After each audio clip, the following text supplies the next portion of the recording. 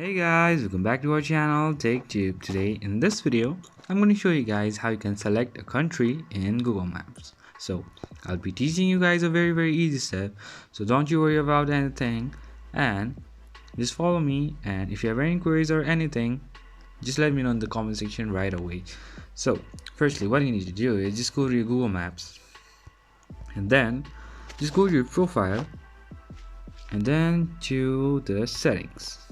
So from here you can have this over here, app language, and then from here you can choose the country that you want, or if you want to have it in the navigation system, what you can do is just go all the way down where you find navigation system and then voice selection, and over here you can choose the location for your voice selection as well.